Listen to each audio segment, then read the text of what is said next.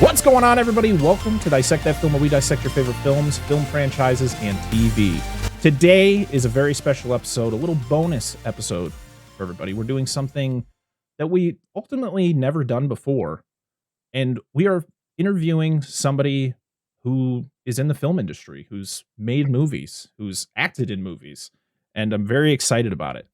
I'm your host, Brett Parker. Joining me, as always, is the wonderful, over here, Angela of DNA Gaming. Sorry. Got to mix up where everybody is today. And joining us is a filmmaker and of a wonderful movie from 2021 called The Letters, Robbie Walsh. Welcome to the show. Thank you. Thanks for having me. Absolutely. Thank you for being on. So, Robbie, we met a little bit ago on Twitter. You reached out and you had this movie. You asked me if I would watch it, and I said absolutely. And I watched it, and boy, was it a gut wrencher. It's one of the most emotional movies I think I've ever seen, and that's not to try to, sound, make it sound more than what it is. But yeah, this movie was something that I've never really seen before, because it's something that is based in reality. And I want to thank you for that. And also, again, thank you for being here. So, Robbie, why don't you talk about, you're here as our guest, so I want you to talk about yourself a lot, because this is about you. So tell us who you are, what you do, and, why, what got you into this business to begin with? Well, my name is Robbie Walsh. I'm from Dublin in Ireland, and I'm an Irish filmmaker.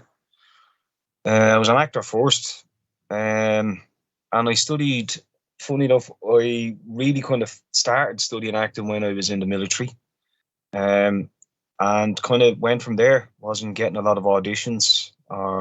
Any parts I was getting were fourth guy from the left with a hello or something like that. So I started writing, started making a couple of short films, and then stepped into features. And my most recent is the one you're mentioning, The Letters, which is set against the backdrop of the Cervical Check cancer scandal that's happening here in Ireland at the moment. And it's inspired by it. And yeah, if any of our listeners wants to know what that is, Google it. And yeah, that's kind of all I could really say on that one. It's a horrible state of affairs. Absolutely. It's, I mean, as me and Angela are from the United States, so it was definitely something that we didn't know anything about. Like, watching this movie, this brought a lot of things to light, and it's horrific. Like how, we could talk, the state of affairs for the, the US government or whatever. It's one of those things, like, things that happen in your own country can also happen in other countries. Like, you're not, isolated. And something this severe and something this drastic it's crazy how, like, it's not talked about, even though it's not part of our country. Why are we never hearing about something like this? Because this is something that could easily happen anywhere. I think the more frightening thing is that when you say, if it's happened here, it could happen anywhere. Has it? Hasn't it? I mean, if it has happened here, it's more than likely happened somewhere else. Oh, absolutely. And that's just a straight fact. I don't mean to sound like I'm just people conniving against us, but I mean, at the end of the day, I mean, the facts on this situation speak for themselves. I can't get too into it. I don't want to have somebody banging on my door about it, but right. If you research it, if people look into it themselves, they'll understand what I'm talking about. And it's a scary rabbit hole to go down. The performances in this movie are unbelievable. Watching this movie, I felt like I wasn't watching actors. I was watching, like, real, like you were. It was more like watching a documentary. Like you were in like actual victims' houses, like seeing their lives, and the three people that we see in this movie are living completely different lives, and to see the viewpoints of each of these characters is amazingly done, beautifully shot, and you know, and correct me if I mispronounce any of the names, but Sarah Carroll, Yeah, Kathleen Warner Yeats, yeah. and Mary Murray are your three, like who you're focusing on in this movie, and like I said, they're all they're all completely different from each other. They're all doing completely different things, and I think it's just beautifully done. How you get to see, you're seeing this, people living their lives, some not so great, and some, it's one of those unfortunate things, having to deal with, it's a deteriorating disease. And then you have another character who is directly sort of involved with the whole situation around her that's going on, and then but ultimately, but she doesn't really. I don't know. I feel like, can you explain, like, one of I think it was, is it Sarah Carroll's character, her situation, the whole thing? Because that one I was kind of figuring it out, but I feel like I was a little confused by like what her position was. So what I wanted the character of Sarah's character, and her name is pronounced Cleena, or Okay. A lot of people would say Cleona. It's an Irish name called Cleena. Um, what I wanted her, she was more kind of a bureaucrat involved with what we call the national health centers. It's a made up organization within the film. But we wanted her to be sort of like a pen pusher who was sort of sits at the crossroads of where the paperwork would come and go, and she wouldn't do. She would literally pick up the phone and say, "That was that test okay? Yeah, okay, grand," and hang up the phone and would only go on what she's told, which made her the perfect scapegoat. So I made the character, and with Sarah Carroll's immense help as the actor she is, we made her sort of mildly on the autism spectrum, where she would just do her job, be as concise and or be as right down to the crossing the T, dot the I, and walk, and just like, is the paperwork in order? Is my desk okay? Everything's done today. I'm leaving. Without really having any kind of real social skills. So, and that kind of blows up then when we see when the minister and his publicist walk into her office on the day when she's discovering all of this is falling apart around her, which I'd imagine white knuckle, a lot of people get white knuckles watching that scene. Oh, that Oh, I had to walk scene away. made me so angry. That scene made me so angry, and we have to shout you out because you play the minister. And I didn't know that, and I feel so stupid now because I always pull up IMDb when I'm watching a movie. Like I have to visually see who is playing who. And I really didn't like you. Yeah, I didn't like your character. I was like, dang it. I mean, that's ultimately it. Which I know, in which you did a fantastic job of playing that. And I hate the term gaslighting. I hate that. But I'm like, why are they doing that to her?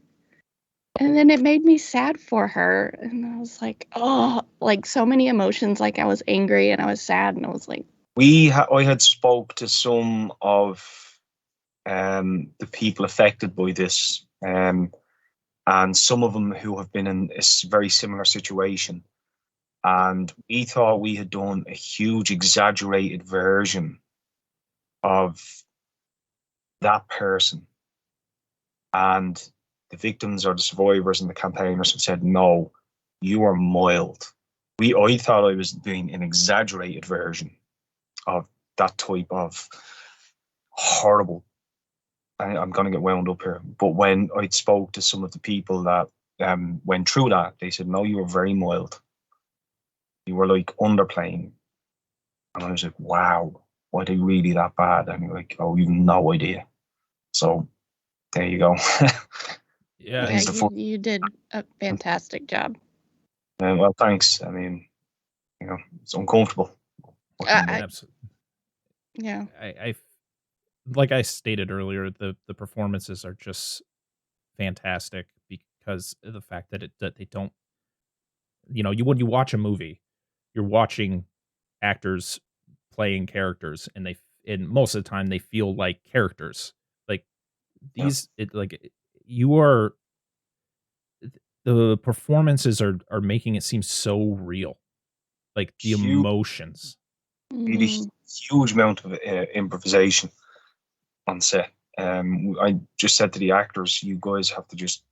I had to just leave it with them. I don't want to speak on their behalf. I mean, hopefully, you can track them down through each actor through my Twitter page, and I'm sure if you want to speak to them, they would happily do it. But without speaking on their method, so I mean, that was like so much of it was down to how they were be able to just create and be in that moment and be allowed to be in that moment. It was marvelous, but heartbreaking to watch. Very somber walking away each day. I, I I, I bet. could only imagine. So you being from Ireland, and is this something that is like, was this like a huge, is this, I mean, you say it's still happening today.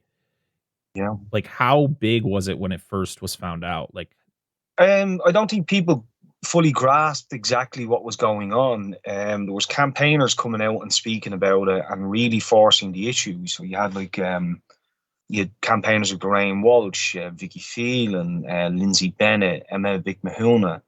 They were really coming forward and really pushing to get this out there. When we when we went into production on the picture, the number was over 221, I think it was, and rising. But the number has gone up significantly since then. Well, a lot of people we speak to, you can't, like, the film is inspired by it. We can't get too much into who said what, because I think there's a lot of cases still pending. right. What made you want to make a movie about this, whole thing? Um, when, like I said, I've been asked this before. When I first started hearing about it, I'd said to myself that can't be right. This has to be a little bit inaccurate. What is going on here? And I remember my sister had come into the house, and had told us something. And I remember when I learned more about what happened, especially with Miss McMahona and Miss Phelan, when they were saying, how ill and how progressive it had become with them. Um, I sat and thought, Jesus Christ, what would happen if my sister or my mum and my niece came in and said to me, you know, I've been told for years I've been healthy, I've been going and doing the right thing medically, but they knew I wasn't well, but they decided just not to tell me. And now it's gotten to the point where I can't get better and I don't have a lot of time left. So I have to get my affairs in order. And could you imagine that? Like, It's horrific. and I said to myself, I need to do something here. And I can't go start screaming at the top of my lungs about it because I'll be just ignored. So I just did what I can do. I can make a film that can hold a mirror up to society, and anyone who watches it has to think about it and look into it and realize that, it happens, it does happen, and it can land on your doorstep. So I don't know. They're just some of the reasons I made the picture, and the way I made it. Yeah, I mean, I took some artistic choices with it as well.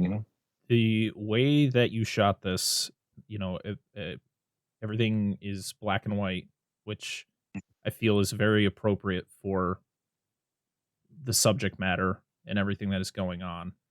And the transition to your use of color in this movie is so unique.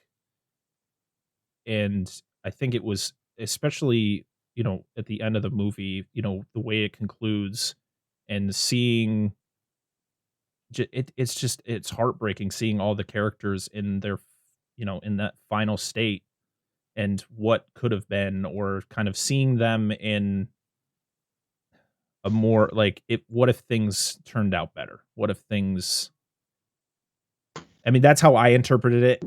Clearly, you had your vision and everybody else will interpret it. What made you decide on going with that style when making the movie, like switching it from the black and white to the color? Um, you know, for what I needed that punch at the very end where people realize that that's it, like this is it. There's no happy ending. And when we punch into color, especially at the height of the Claire de Lune crescendo, essentially, I wanted people to kind of take that last breath. Whereas they're taking, when you see that color hit with Sarah staring right at you in the back, you start to inhale. And as you inhale, it's the opposite to what's happening with the characters on screen, because it's their last exhale. Does that make sense? Yeah. So you go, our characters on screen are going, you know what I mean? Yeah. So as you take that in and you hold your breath, you're watching how our characters and these people are seeing themselves for that moment, a very last moment, where it's almost like the death of Venus. The person, the people who keep the world revolving, keep the bloody human race going, are just slowly passing away. And that's why we have their whole moment where it's the last second of life and how they imagined themselves and how they could have been. You know what I mean? Yeah. And just kind of going from there. It's I don't know. It's like that moment as well. Like as far as films go, there's homages within the film. I mean, it's a huge nod to the color and the Wizard of Oz. And it's a weird thing to add together. But yeah, there's many meanings to each and every frame. And it's been a while since I've watched actually the film itself now, so I'd have to go through every note to understand why I've done every single shot again. So I'll have to. I think it's a bit of a long-winded answer. Did I answer the question? Absolutely. Absolutely. You go on, man. This is all you. What made you choose each character's story? Like, they seemed so relatable, I guess. From me being a woman, like, I related to every woman. You said her name was Cleona? Yeah. As I'm not, you said that she was the bureaucratic. I'm not necessarily in that part of, but I feel like that antisocial part of her really resonated with me being me, and Sam being the mom. I mean, I have 3 kids, so, and Mary being the one taking care of her mom. I just felt, I guess, more like, why did you choose those stories? Well, I needed to kind of represent sort of everyone within each person and each character, and there's a lot of underlying issues with each story as well, which again are other scandals that has happened over here. For instance, with Mary, Kathleen Yates and her mum, who's kind of late stage dementia or Alzheimer's. She's resorting back. She's regressing back to when she was a kid. Now, within itself, there's issues in Irish history with younger women, young girls, or single mothers who got pregnant and were taken away from their families and put into the Magdalen laundries. I don't know if you're familiar with them. So the Magdalen laundries were run by the church, and single mothers were taken there because they were seen as being sinful. And they were made work 7 days a week cleaning laundries for God knows, for any amount of places. But the babies were taken off them. And recently there was a septic tank in Ireland in a place called Tuam where they found hundreds of dead babies just thrown into it. Gosh. Yeah. It's strange I find myself talking about these things now because I haven't really done it yet. And what I wanted to do was kind of subtly address that. So you have this story where, and this also happened, where kids were taken from single mothers and sent away to orphanages to be adopted in America, which is why Kathleen Yates plays the role spectacularly, and it's why she's American. So Kathleen plays this character when her mum was very young, got pregnant. We don't know how, but she was very, very, very young when she had the baby, and the baby was taken over and sent to America. And then Kathleen found this out. Or the character of Mary found this out and came home to find her mum. And when she did find her, she's a few years together now, and unfortunately, the mum has developed late stage dementia and is resorting back to when she was a kid and was taken to the laundry home. And all she can remember is that she's terrified of her treatment within these homes. And then we have Mary, who now is developing late stage cervical cancer, and she's worried about what she's going to do to take care of her mum, which ends in a heartbreaking way. But there's like each story is a little onion. So when you peel the layer back, you find another scandal that has been ignored, another scandal that has been covered up. For instance, with Mary Murray's character of Sam, who has her 4 kids, we find that when she's looking up what she's going to do about her kids, there's been problems with orphanages and the treatment of kids in special needs in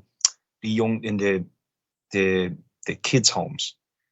And even then, with going back to Mary, when she's looking to take care of her mum, there's been massive problems with old folk homes and the treatment of old folks here in Ireland.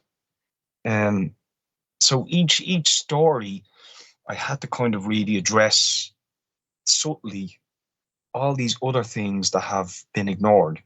And in order to do that, I have to base every single character as human, as just going through mundane everyday things that they do.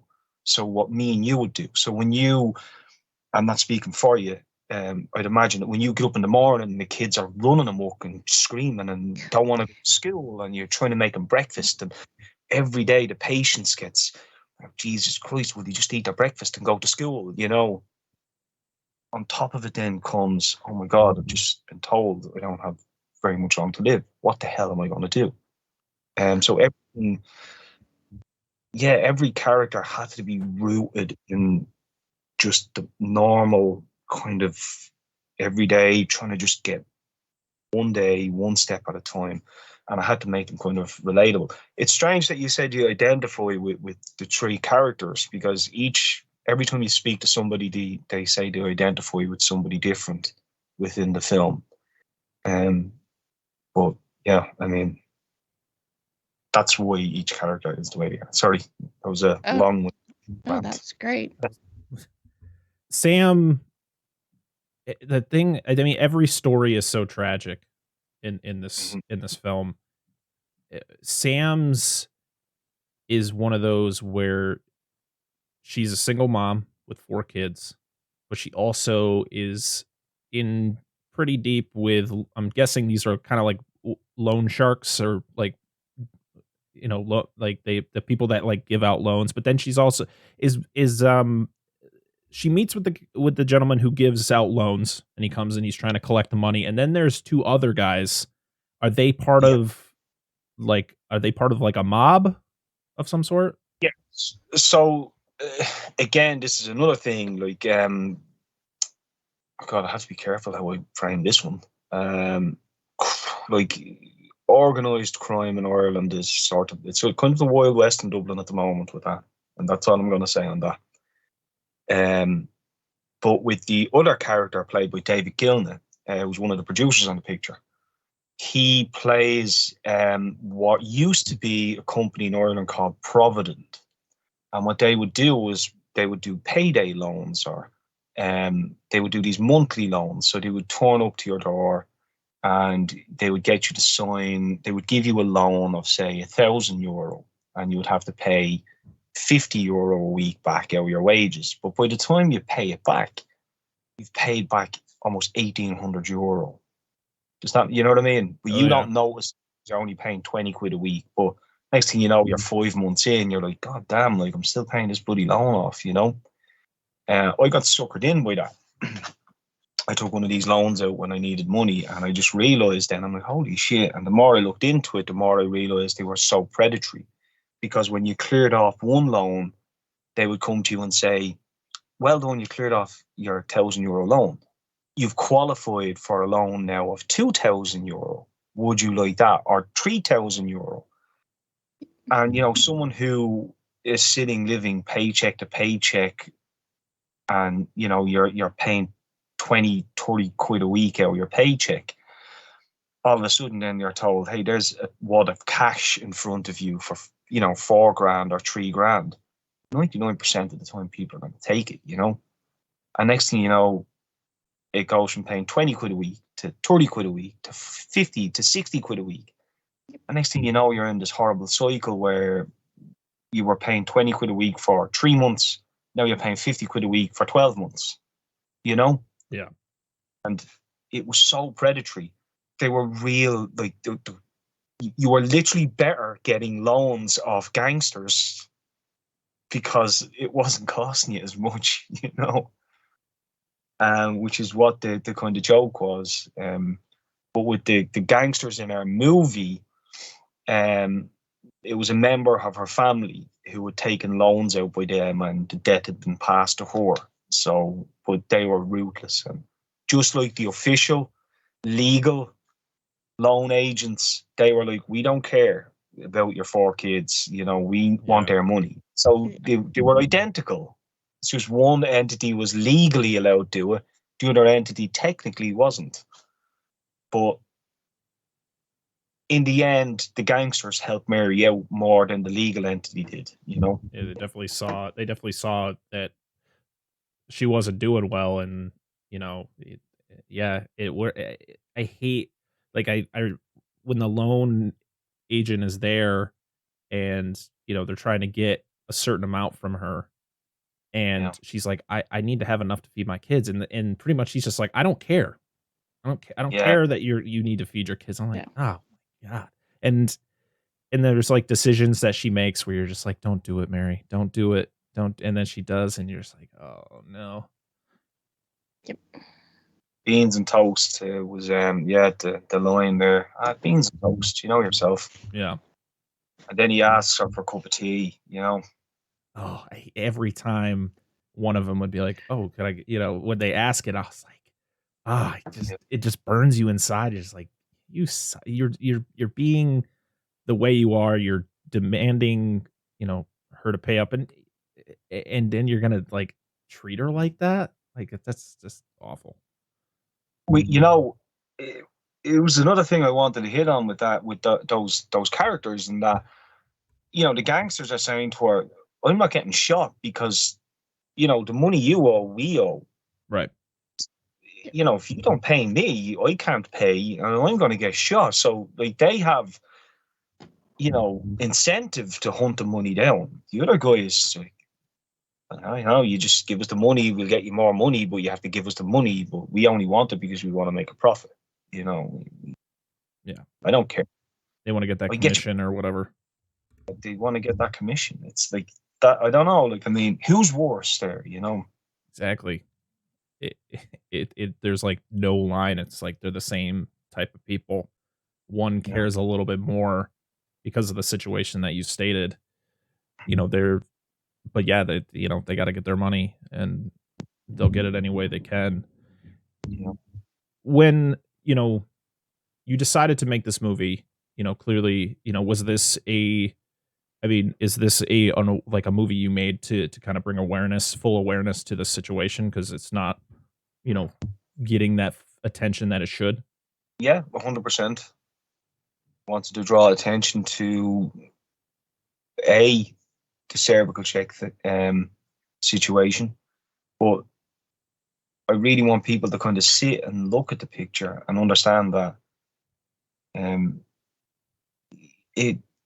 the people who were affected by it are everyday people, and this is what they're faced with. Like, we made the film and we could walk away at the end of the day. What you want to understand is that you make a sandwich every day in the way Cleena made her sandwiches and made her cups of tea and made the breakfast for the kids. But the people who this is affected could never walk away from it. It's slowly, eventually, it's going to catch, and kids can't get breakfast. I think, I mean, of course, like I said, this movie just kind of tears you apart as you go further into the movie, but I think the hardest thing to see is just the fact that, like, all these women are going through this, and really no one knows, because they don't tell anybody. At least from what we see on the screen, they haven't gone to anybody to say, "Hey, I'm sick." It's all just kind of, they're going through their life until they physically can't, and then the way it ends it's tragic. Well, it's at the stage where it was too late. Treatment, no, too late. Lied to you. The scene of you coming in, you playing the minister, and your publicist, correct? Which is it Aisling O'Neill? Aisling O'Neill. Aisling? Okay, thank you. Yeah, I mean, Aisling is a man. She's a legacy of acting in Ireland. She's been in everything. She's a splendid actor. It was very gracious to give us our time for the film. She does a great job of being a hateable character, of being a hateable person.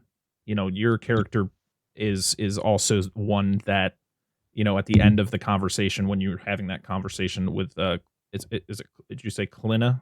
Cleena.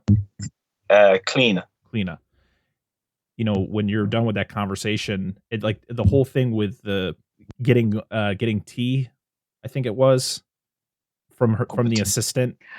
That whole scene, it drove me nuts, because it's like, this major situation is happening, and yet these two people are kind of just going about it like nothing's wrong. It's fine. We're gonna try to bury this.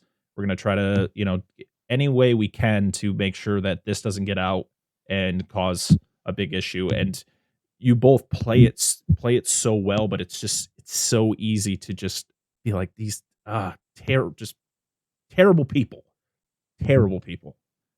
Yeah, it's kind of the pigs at the trough, really.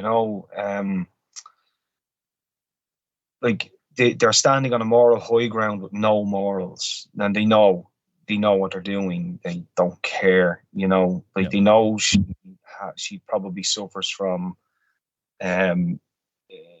this kind of triggers, from weird sounds to, they've read her file. They know what she is. She has slight autism. So they know they're doing all this to kind of really grind it in. But again, it's a total representation of every person like that. I remember Oliver Stone did something similar in W. as he called it, when they all sit down eating the cake in the Oval Office at that time. You know, I remember watching that scene where they're just sitting spooning cake, and Tarantino did it as well in *Inglourious Bastards* with when Lauda. Yeah, Lauda. Christoph Waltz starts eating the cream and his you know, it's like motherfuckers, like, you know everything that's going on here, and all they're caring about is stuffing your face and drinking your cup of fucking tea, you know. Yes. And what makes it even harder in that scene was that the character Clean had bought those cakes for the guy she likes for his birthday, you know. They just took in, they don't care, you know. It's hard. Even I remember watching it for the first time, I wanted to punch myself in the face. You know? I'm over here. I'm like, yeah. The crazy thing was when I saw it, when I watched the film, and I get through the entire scene, and I was just so angry in that situation. I didn't even realize it was you. I had to pause and look to see who. I was like, oh, it's actually Robbie. That's, oh my, yeah. That whole thing it gets you in such a blind rage because of just how can you say this without just wanting to throw up, like just physically be sick because of just you're playing off these horrific situations with just zero care because you don't want to get in trouble. Yeah, that's it. But I've been in situations. I mean, like the character of the minister, he's not just the minister and someone that was in the moment of the cervical situation.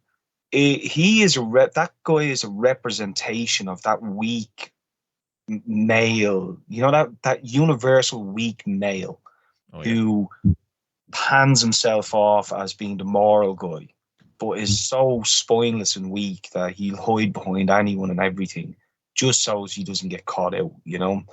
And I know there's every woman in the world has been in a room with a man like that. Every man in the world has been in a room with a boss like that. I dealt with officers and sergeants when I was in the army like that. I know there's been a lot of officers and sergeants and corporals in the army who were amazing men, and would tell you straight up, look, you're being a shit, so you're in trouble now. There's others who would be like, the weaker masculine man who was good at paperwork, and all of a sudden he's a sergeant and completely abuses his power, was never particularly, do you know what I mean? Like, was never, yeah. And then this cleaner represents every woman who was silenced by that, who might necessarily have had the resources to stand up and go, fucking fuck you, you know what I mean? And then, of course, we have Ashland's character who enables people like that, yeah, maybe I'm getting a bit preachy here. So there's so much different underlying meanings within that scene. I mean, it's strange. Like a lot of people, it's really impressive that you didn't bring up the clock to me within that scene. Like, there's a lot of people kind of focus on the clock in that scene, which was purposely left there, stopped on the same time. Oh, dang! I'm gonna have to go back and look at that. Yeah, I guess so. I usually notice I gotta like rewatch. that. I didn't even notice the clock, to be honest. I didn't notice it that at the time had never changed.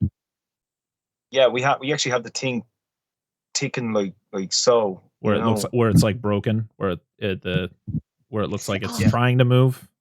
We have a clock like that at work. Yeah, it's trying to like when some people watch it and they say, the clock was broken, that scene, and they you focused on the smallest problem in the room. I guess I was just so angry at the entire situation. I just didn't realize the simple thing in the room, where I was just more focused on that. I love that people can pick different things out, and me, I guess I'm just not the most observant person. But yeah, I mean, this movie is just it's beautifully made. You created something that so many people need to see. This needs to be viewed by anybody and everyone out there. Is there anything else that you wanna add before we kind of get into the end of the show? I want to ask you some non the letters questions. I want to have like a little conversation about you. Angela, do you have anything else you want to ask before? No. Or do you want to add anything, Robbie, about the movie before we move on? Well, yeah, if anybody wants to watch it, you can get it on Tubi and Amazon Prime and FlixFling, Memento. I think it's going up on Apple TV soon. Very nice. The Tarion, Filmocracy, and a whole bunch of streaming services there where it's available. Sling and Dish as well. It's available on SlingTV and Dish Network. Yeah. I saw it's also on Plex as well. I don't know if whoever uses Plex, it's also there. Before we end this, I want to ask you some questions personally, like so you've been in the industry. I saw that you wrote your first short in 2009. Yeah. And so you've been around the block for a bit. What, like, do you remember like the instance in your life where you're like, I want to be a filmmaker, or I want to be an actor, or whatever, or in that sense? I remember always wanting to be involved in film. I remember, like I've always had a deep, deep love for it. So, my grandfather watched cinema and film religiously, which in turn made me have to sit and watch constantly film with him. And it was something that always stayed with me. I never really kind of pursued it until I think I was like 18 or 19 before I'd done any kind of acting class or anything like that. And once I did start that, I got the bug, as they say, and kind of went from there. But I remember always inquiring about it as I was growing up. But in Dublin, kind of sent to work early at my age. I was 15 when I got my first job, But then when I did get more into acting, I studied when I first started studying when I worked for the railway, and then when I went into the military, I was at a loose end and I started taking classes during the week at nights, during the week, weekdays at night I would study. And then, when I wasn't getting the parts, we started learning how to write. Just complete another student of watching movies, just movies. And just kind of slowly just progressed into doing it, bit by bit. That's a journey right there. Well, we got to ask you, because I feel like everyone needs to be asked this question, especially if you're in the industry, making movies yourself. What is your favorite movie? Come on. I had to do it. I have a few that I would revisit, so I don't have a favorite. I think certain films are close to perfect. God, that sounded rehearsed. I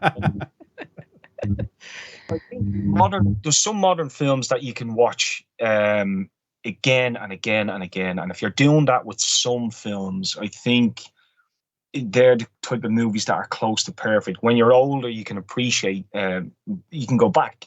So modern films, I think Heat would be close to something that would be a perfect film. 7. One, right? It's just so perfect. I'm trying to think. If we look back, I think I'm going to say, people are probably going to slate me for saying this. I think The Notebook is so beautiful. I really love it. I kind of have to agree. It is a very well done movie, even though I think Your it's face. a lot of people just think it's very overplayed, and It's good I think though. that was a mold though.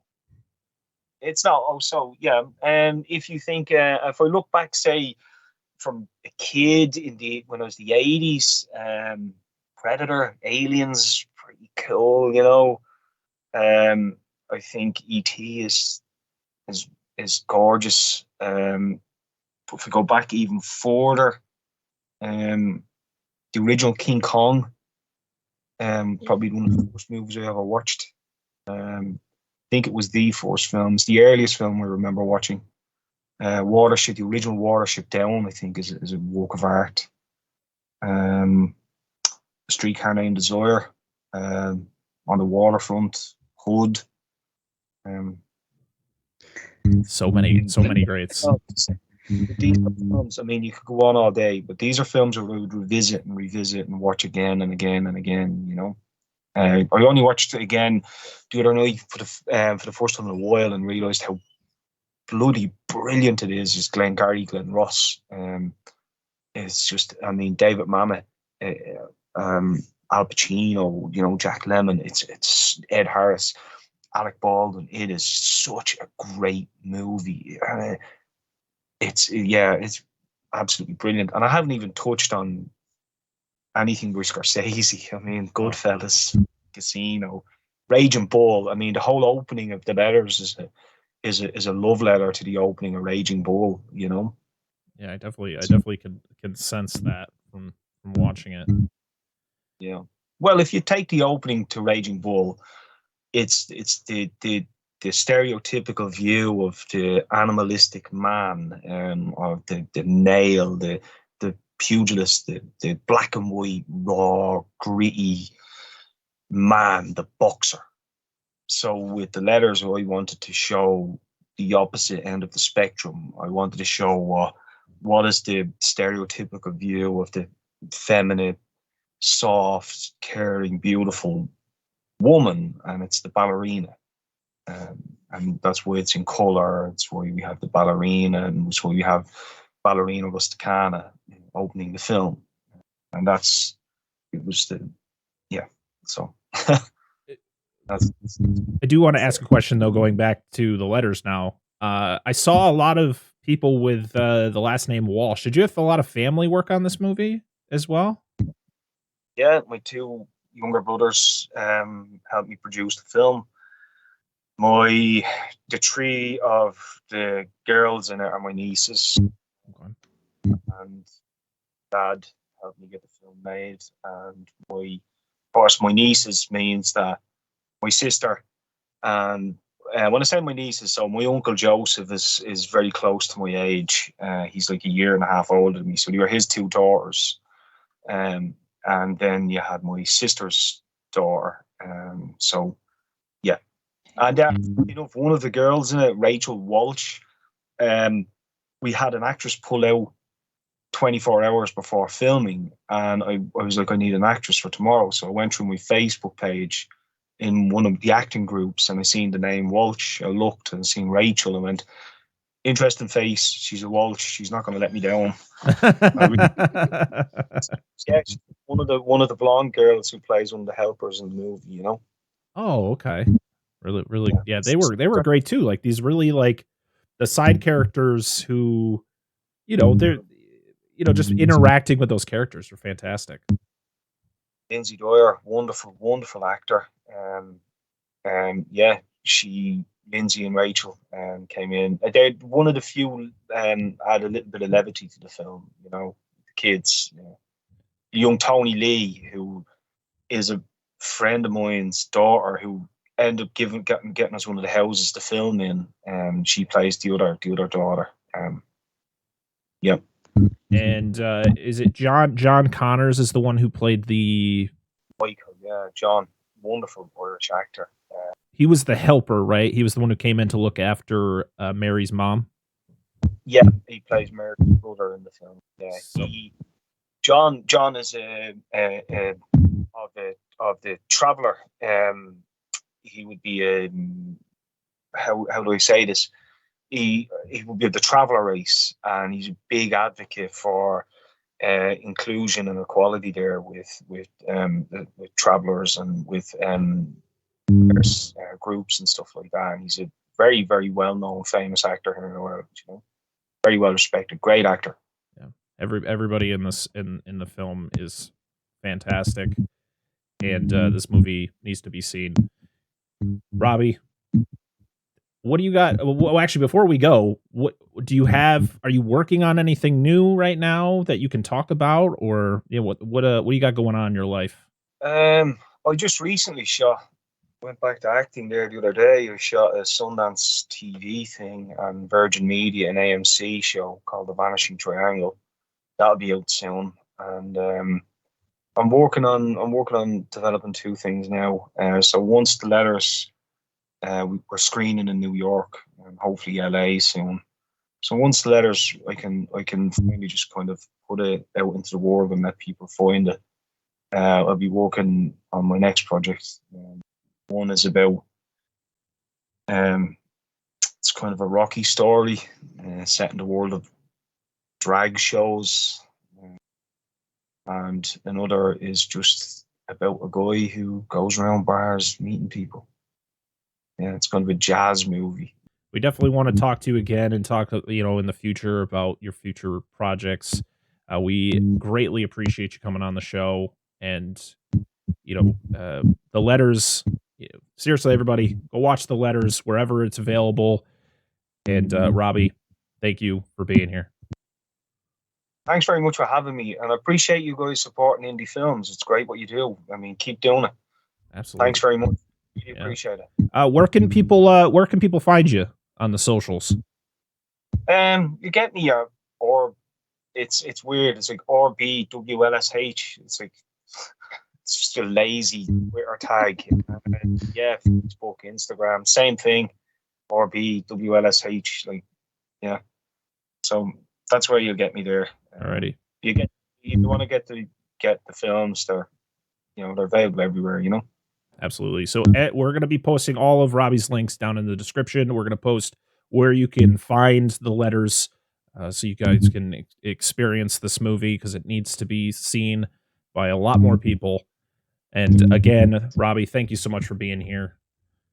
And I definitely would love to have you back on the show down the road.